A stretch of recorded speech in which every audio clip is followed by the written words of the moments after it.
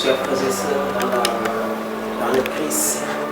Comme je vous l'avais dit et comme je vous l'ai déjà dit, votre émission Pardon du Christ est là pour le pèlerinage marial.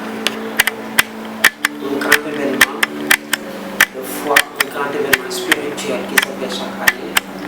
Et cette année 2023, 135e édition, votre chaîne, votre télé Nité TV est là pour vous faire vivre des moments tellement grands.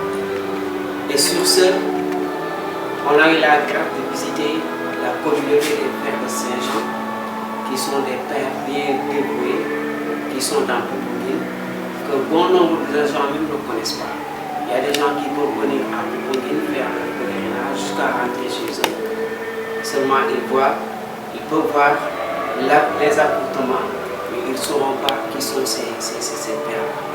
Et nous, on a la chance d'avoir un des pères bien expérimentés dans la vie, qui nous fera entrer dans la vie et nous dira qui sont les pères de Saint-Jean et leur présence même à Poponguine. Bonsoir mon frère. Bonsoir.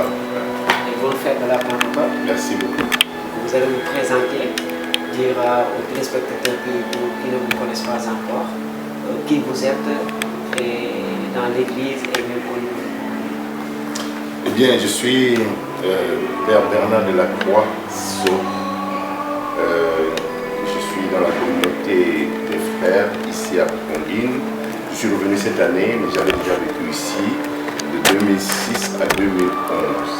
Et on avait mené beaucoup d'activités avant que je ne parte.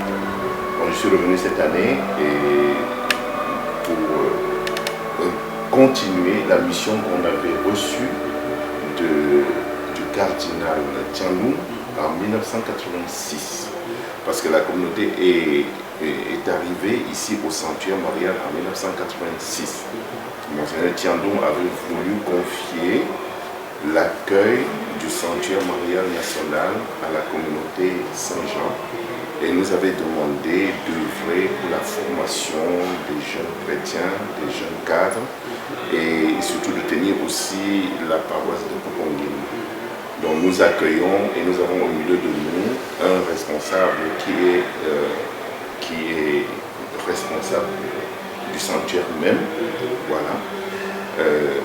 Et nous avons un d'entre nous qui est curé de la paroisse et nous menons parallèlement l'accueil sur la paroisse et puis la vie sur le sanctuaire et la vie de la paroisse et nous avons aussi des jeunes avec qui nous travaillons. Quel est cet aspect-là qui vous différencie des autres instituts religieuses et même diocésains? Bon, il faut déjà remarquer que nous sommes des consacrés. Alors les consacrés ne sont pas comme les prêtres diocésains. C'est la vie consacrée, c'est une vie des personnes qui sont mises à part pour vivre une vie commune au sein d'une communauté. Donc déjà nous sommes des consacrés. Bon, la plupart des consacrés ont un habit qui les différencie, qui les distingue des autres congrégations. Bon, pour nous, nous sommes semi-monastiques, c'est-à-dire nous avons une vie contemplative et une vie apostolique.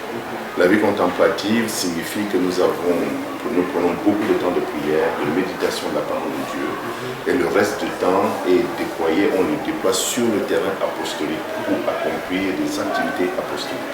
C'est pour cela que nous sommes semi-monastiques. Vous voyez, nous avons sur les 7 prières que généralement les moines contemplatifs font chaque jour, nous en avons 4, donc 3 en général et 4 quand le week-end arrive, donc nous avons vraiment 4 sur 7. On ne fait pas toutes les prières à cause des exigences de la vie apostolique. On ne peut pas tout faire. Donc voilà, c'est un peu ça, c'est ça la différence. Nous vivons en communauté et la communauté des frères qui est régie par une constitution et une règle de vie. Voilà. Bon, les prêtres n'ont pas besoin d'une constitution particulière et d'une règle de vie. Donc ils sont directement liés à l'évêque du lieu. Donc nous sommes appelés chaque fois dans un diocèse par l'évêque du lieu. Et l'évêque nous confie une mission. Et nous, quand nous acceptons la mission, voilà, on peut venir nous installer. eh bien, nous travaillons en collaboration avec l'évêque qui est notre chef hiérarchique direct au niveau diocésain. Mais quand il y a quelque chose à faire au niveau de la communauté, entre les frères, ce sont nos supérieurs de la communauté qui agissent aisément. C'est-à-dire que le supérieur hiérarchique de la communauté peut vouloir affecter un de ses frères ailleurs quand il a une responsabilité diocésaine. En ce moment-là, il doit s'entendre avec l'évêque pour que l'évêque sache que le supérieur a l'intention de déplacer son frère. Et ils voient ensemble quelles conséquences ça peut apporter dans la charge que le frère exerce au niveau diocésain. Donc il y a toujours une collaboration étroite entre le supérieur de la communauté et l'évêque diocésain auquel nous sommes tous soumis. Et la collaboration est toujours très étroite. Et nous rendons grâce à Dieu parce que ça marche toujours très bien. Avec nos confrères prêtres diocésains, nous formons vraiment une famille très épanouie. Et sur ce, quelles sont les activités que vous menez, hormis les activités du pèlerinage par exemple? Parce qu'on vous voit lors du pèlerinage, vous êtes tellement actifs. Et hormis cette activité-là, quelles sont les activités qui sont organisées par la communauté? Voilà, nous avons, au niveau de la communauté, il y a autre chose. Nous avons par exemple initié, depuis quelques années, la formation des maîtres de chœur et des choristes. C'est une idée, une initiative que j'avais prise au niveau de Lomé au Togo, quand on m'avait confié la charge des choristes, des 3 chorales de la paroisse universitaire. J'avais, en les encadrant, j'avais trouvé qu'il y avait, je sentais de petites difficultés dans la manière de diriger la messe, diriger la chorale, au niveau de la sanctification des chrétiens, au niveau de la sanctification des choristes eux-mêmes, au niveau de l'animation de la messe, il y avait toujours des petits problèmes. Et celui avec qui je travaillais, le père Abobli, qui est actuellement, je crois, il est vicaire général de l'archidiocèse de Lomé, c'est avec lui que je travaillais. Chaque fois, il attirait l'attention des choristes. Pourquoi vous avez fait ça? Pourquoi vous avez fait ceci? Pourquoi? Et un jour, je lui demande, mais mon père, je pense qu'ils ne savent pas. Vous leur reprochez des choses et ils recommencent parce qu'ils ne savent pas. Il faudrait leur expliquer cela, prendre le temps de leur enseigner cela. Et c'est comme ça que j'avais pris cette initiative d'expliquer, d'enseigner tout ce qui concerne la liturgie au niveau des chorales, ce que l'Église attend d'une chorale liturgique, qu'est-ce qu'on attend de la chorale, qu'est-ce qu'on attend du choriste. Et on a commencé là-bas à Lomé. Donc quand j'étais arrivé ici, on a initié ça en 2007-2008 et on a trouvé que c'était une très bonne chose. La plupart de ces choristes qui ont été formés sont aujourd'hui des maîtres de chœur, donc sont des chanteurs.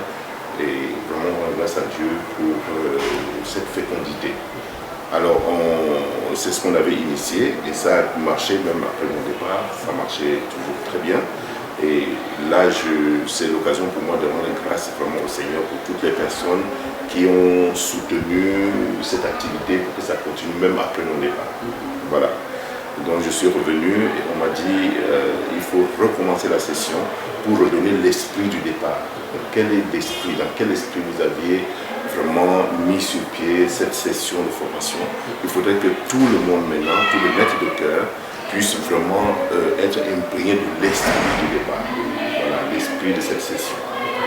C'est ce que les évêques attendent de la communauté, c'est ce que les frères attendent aussi, c'est ce que la plupart des choristes m'ont demandé. Et j'ai vraiment accepté avec la communauté de relancer cette session cette année qui se fera du 23 juillet au 6 août ici à Bokondine. En plus de ça, nous avons des oblats qui font partie de la communauté Saint-Jean. Donc ce sont des familles qui vivent dans leur famille, dans le monde, mais qui sont liés à la communauté Saint-Jean et qui partagent l'esprit de la communauté Saint-Jean avec les frères Saint-Jean. Et ils sont dans le monde, et là, ils partagent l'esprit, mais ils ont aussi leurs règles de vie, voilà, des oblats de la communauté. Et étant liés aux frères de la communauté, il y a toujours des temps de rencontre, de formation, pour que la famille Saint-Jean soit parfaitement unie. Et nous avons aussi mis, avec un de mes frères, Jean Soro, on avait mis sur pied aussi un groupe de jeunes, qui sont les jeunes serviteurs, oui, qui sont là avec nous aujourd'hui. Là. Ils animent les messes, ils animent l'accueil des marcheurs sur le sanctuaire. Donc, on avait trouvé qu'on pouvait vraiment travailler avec des jeunes de ces gens comme ça. Avec eux, on a animé le festival ici à Bougainville pendant quelques années. Et puis après, on les a appelés aussi à venir nous donner un coup de main dans l'organisation du pèlerinage national. Donc, vous voyez, au niveau de la communauté, voilà ce qu'on fait. Et il y a d'autres activités peut-être qui vont aussi surgir. Mais au niveau de la paroisse maintenant, vous savez, la vie de la paroisse est comme toutes les autres paroisses. Donc nous avons toutes les activités paroissiales, et nous avons des antennes, on dit, des stations secondaires, et voilà. Et là, nous organisons des activités avec toutes ces entités, la catéchèse, les chorales, les messes, et tout ce qui est lié vraiment à la vie paroissiale. Donc vous voyez, c'est un peu à ça que nous procédons.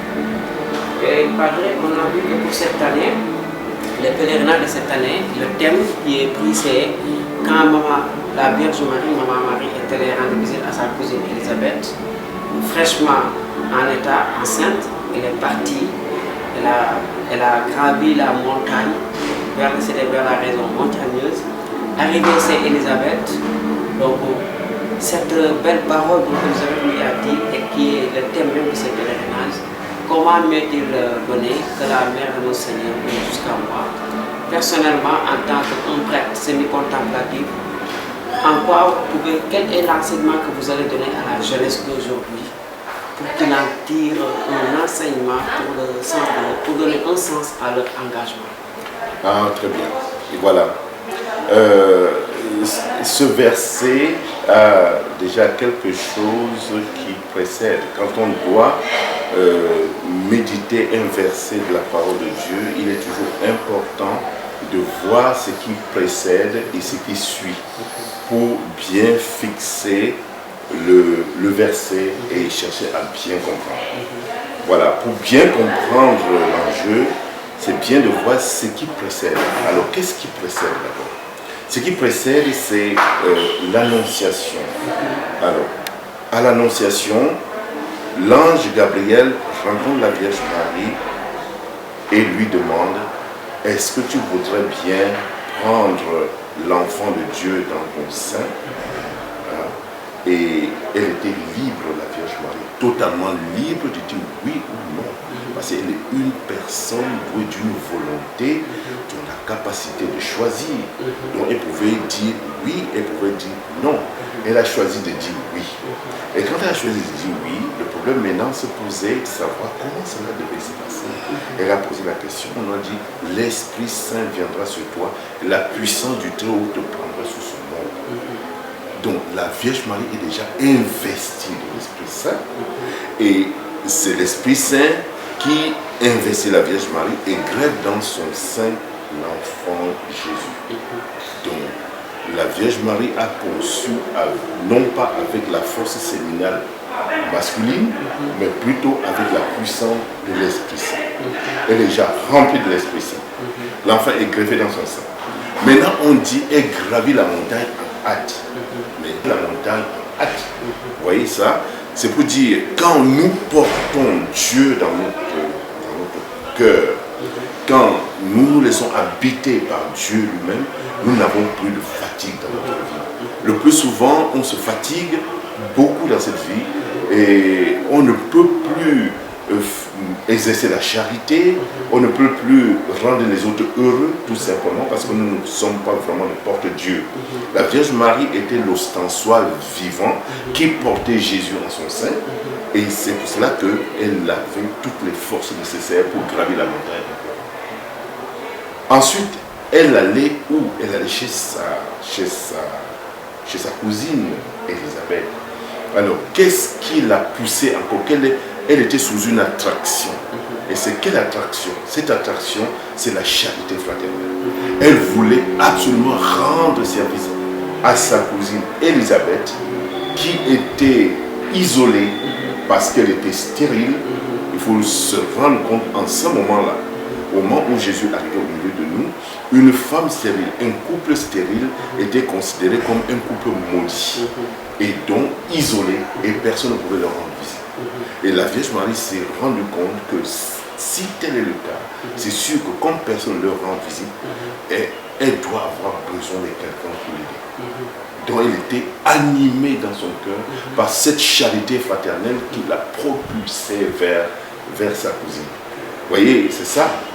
Maintenant, quand elle arrive, puisqu'elle porte Dieu dans son sein, quand elle arrive, voilà, Élisabeth a dans son sein un enfant qui avait 6 mois. Alors, qu'est-ce qui se passe? C'est que, déjà, comme elle porte Jésus, Jésus salue Jean-Baptiste dans le sein d'Élisabeth. Donc, il y a un contact vraiment à l'intérieur. Les deux enfants s'embrassent et Jésus le purifie dans le sein d'Élisabeth avant même sa naissance. Jean-Baptiste était déjà vraiment purifié. Vous voyez qu'il a eu cette force particulière d'aller vivre au désert, vraiment de se fortifier pour venir pour la grande mission qu'il a faite. Et voilà que Élisabeth est elle aussi investie de l'Esprit Saint en présence de la Vierge Marie. Donc la présence de la Vierge Marie ne l'a pas rendue indifférente. Quand on porte Jésus dans son cœur, quand on a le désir de vivre la charité, de la bonté, on ne peut pas rendre les gens qui sont auprès de nous indifférents. Ils sentent vraiment que nous possédons dans notre cœur la grâce de Dieu, nous portons le Christ en nous et ils ne sont pas indifférents. Voilà comment elle a été investie de l'Esprit Saint. Et aussitôt, qu'est-ce qu'elle fait? Elle prophétise. Elle prophétise. Parce qu'elle est remplie de l'Esprit Saint, elle aussi. Elle prophétise. La Vierge Marie, depuis l'Annonciation, n'avait dit son secret à personne. Élisabeth ne savait pas ce qui se passait. Elle ne savait pas. Mais c'est l'Esprit Saint qui le lui a suggéré dans son cœur. Donc il a prophétisé. Et elle a donc exercé ce charisme de prophétie. Elle a dit ce que personne ne pouvait savoir. Parce que c'est l'Esprit Saint qui l'a éclairé. La Vierge Marie était tellement surprise qu'elle a ouvert la bouche et c'est la louange. C'est le Magnificat. Elle rend grâce à Dieu. Elle devient immédiatement, comme on dit, quand on aime, on devient poète. Quand vous voyez le Magnificat de la Vierge Marie, vous pouvez en faire une poésie. Vous pouvez faire de ça tout ce que vous voulez. Elle reprenait comme ça une prière de l'Ancien Testament et qu'elle a renouvelée avec la grâce de l'Esprit Saint. Et donc, Élisabeth était émerveillée par la présence de la Vierge Marie. L'Esprit Saint l'a éclairée au fond de son cœur et elle a prophétisé et s'est rendue compte que sa cousine qu'elle connaissait, qu'elle voyait souvent, n'était plus seulement celle qu'elle connaissait, mais elle était devenue la mère de Dieu. Alors là, la plus grande leçon, mes chers frères et sœurs, c'est que Élisabeth, remplie de l'Esprit Saint, ne s'est plus arrêtée sur les apparences, souvent trompeuses, mais elle a vu à travers les apparences quelque chose d'autre à l'intérieur de la Vierge Marie, la maternité divine, la mère de notre Seigneur. Le plus souvent, quand on s'arrête sur les apparences pour juger et condamner les autres, c'est parce que nous n'avons pas en nous la grâce de Dieu. Nous n'avons pas suffisamment invoqué l'Esprit Saint dans notre cœur.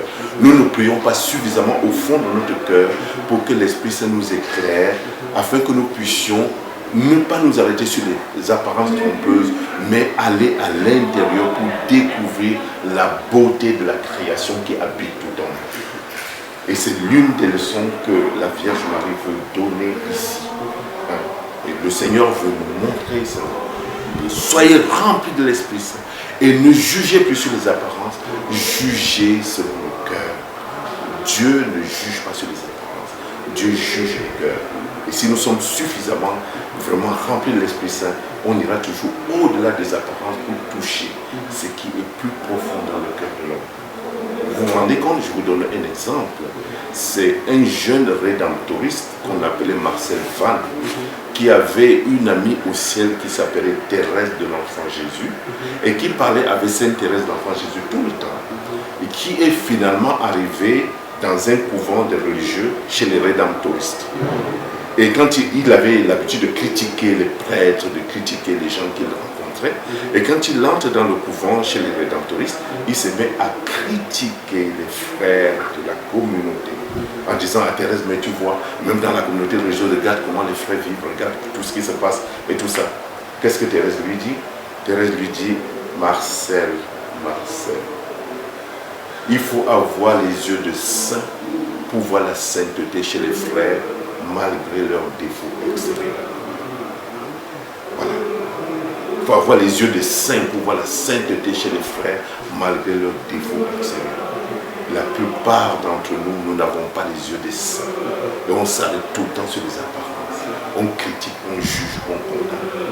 Et là, c'est le temps pour nous, avec cette Pentecôte-là, cette fête-la Pentecôte, de demander encore avec force au Seigneur de nous remplir des dons du Saint-Esprit, afin que, habités par le Saint-Esprit, nous ne puissions plus nous arrêter souvent sur les apparences, mais que le Saint-Esprit nous donne de découvrir chez tous les humains ce qu'il y a de beau, ce qu'il y a d'extraordinaire, et qu'on le regarde par rapport à ce qui est beau.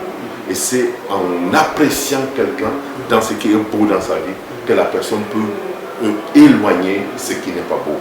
Et c'est en aimant que la personne peut changer. Ce n'est pas en critiquant qu'on arrive à changer quelqu'un, mais c'est en l'aimant simplement. C'est pour cela que Dieu nous aime, il ne nous juge pas, il ne nous condamne pas. Il ne fait que nous aimer, que son amour vienne en nous pour nous changer, pour nous transformer. Et sur ce, Padre, ma dernière question. Nous avons tous vu que ce que traverse notre pays, le Sénégal, surtout dans le milieu de la politique, en tant que religieux, en tant que prêtre, quel est le message que vous allez adresser aux autorités étatiques de notre pays et puis tout ce qui se passe dans le milieu de la politique? Moi, je demanderai une seule chose. Tous ensemble, sauvegardons la paix. Le Sénégal, c'est la Teranga, c'est le pays de la paix. Tous les autres pays africains ont le regard tourné sur le Sénégal parce que c'est le pays africain où la démocratie a été le plus respectée. Et ce n'est pas aujourd'hui qu'on va venir casser les assises de la démocratie au Sénégal. Nous demandons à toutes les parties de s'asseoir, de gérer le problème simplement et d'éviter tout ce qui peut venir nuire à la tradition que nous avons au Sénégal, vraiment de vivre dans la paix et dans l'unité. Et le monde entier, la plupart des hommes de toutes les races, de toutes les langues, veulent venir vivre au Sénégal parce qu'ils disent, on les comprend très bien, le Sénégal est un pays de paix. C'est vraiment la terre.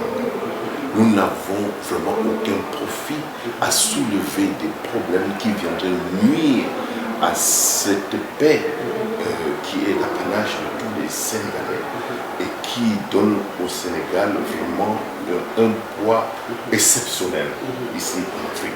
Nous pouvons sauvegarder cette paix. Nous n'avons pas besoin d'étaler comme ça des défaillances par-ci, par-là pour mettre du feu, de division entre les hommes. Vraiment, je demanderai tout simplement à tous mes frères et sœurs qui œuvrent dans la politique de sauvegarder le trésor que nous avons reçu de tous les anciens qui sont passés avant nous. Nous avons vu Senghor passer le pouvoir à Abdou Diouf. Nous avons vu Abdou Diouf manquer aux élections. Il n'avait pas eu d'élection. Et c'est lui qui a été admis, Wade. Il l'a félicité et il lui a dit, voilà, tu deviens le président du Sénégal. Et il s'est retiré. Aujourd'hui, il est libre, il fait ce qu'il veut, il rentre, il sort. Voilà. Donc, nous avons vraiment envie de voir les choses se passer de cette manière-là. Voilà. De voir que les choses se passent de façon transparente pour sauvegarder la paix dans le pays. Nous aimons tous, les étrangers qui sont au Sénégal aiment le Sénégal. Le Sénégal est le modèle de la démocratie que toute l'Afrique regarde. Et nous demandons vraiment aux politiciens de sauvegarder cette paix par tous les moyens. Que le sang ne soit pas versé au Sénégal. On n'a pas cette habitude au Sénégal. Vraiment, mes chers frères et sœurs, prenez toutes les mesures qu'il faut pour sauvegarder la paix. Ne faites pas que demain, si le sang coule dans les rues, on se dit c'est à cause de telle personne. Ne soyez pas la cause principale du déluge qui peut arriver au Sénégal aujourd'hui, de toutes les mésententes, de toutes les cassures, de toutes les brisures. Non, mais sauvegardons la paix. Sauvegardons cette paix. Demandons à Dieu, nous tous, chrétiens, musulmans et toutes les religions, nous pouvons prier ensemble, main dans la main, pour demander à notre Dieu de nous accorder cette paix, de sauvegarder notre pays, d'éloigner tout ce qui peut contrarier cette paix et mettre des blessures dans le cœur des gens. Nous pouvons tous prier ensemble. Et ce serait même bien que main dans la main, qu'on se lève et qu'on prie pour demander la paix dans ce pays. Vraiment, mon Père, merci. Un grand merci. Et vraiment, nous vous disons merci pour cette disponibilité que vous nous avez vraiment donnée et pour ce beau enseignement dont nous avons reçu de votre Père. Merci, un grand merci à vous. Moi aussi, je vous remercie pour l'initiative que vous avez prise de venir vers nous cette année. Et je profite vraiment pour rendre grâce à Dieu pour tout ce qui se passe ici à Popenguine et tout ce qui se passe, puisque c'est au niveau national. Vraiment que ce pèlerinage où nous inaugurons le nouveau sanctuaire, la nouvelle grotte, et nous avons 28 000 marcheurs aujourd'hui. Vraiment que ce pèlerinage exceptionnel soit vraiment le moyen par lequel le Seigneur remplirait tout le Sénégal de ses grâces, de sa paix, dans le cœur de tous les pèlerins et dans le cœur de tous les Sénégalais ensemble. Que ce pèlerinage nous apporte la paix et l'unité dont nous avons vraiment besoin. Je vous remercie et que Dieu bénisse chacun d'entre vous, toutes nos familles et notre pays. Bon, mes frères et sœurs, avec votre émission Parlons du Christ, c'est toujours avec la Nité TV, sur les chaînes de la Nité TV, Nité FM. Comme je vous l'avais dit, nous allons faire la différence. Donc, faire de telle sorte que vous voyez ce que peut-être vous ne voyez pas autre part. Donc, comme je vous l'ai dit depuis le début, c'est comme ça, on vous fait vivre des moments forts, on vous fait vivre des surprises. Et ce qu'on a entendu avec les pères de Saint-Jean, vraiment, ça me touche le cœur. Personnellement, j'ai dit que je suis aux anges parce que ce que le Père vient de dire là, vraiment, frères et sœurs, prenons cette leçon et vivons ça ensemble et que vraiment nous verrons. Notre vie ne sera que bénédiction. Et merci. Nous vous donnons rendez-vous pour un autre aspect même du pèlerinage. Et vraiment, nous vous disons que ce pèlerinage soit fait que vraiment nous puissions recevoir la bénédiction de Dieu en abondance. Merci à vous tous qui nous regardez.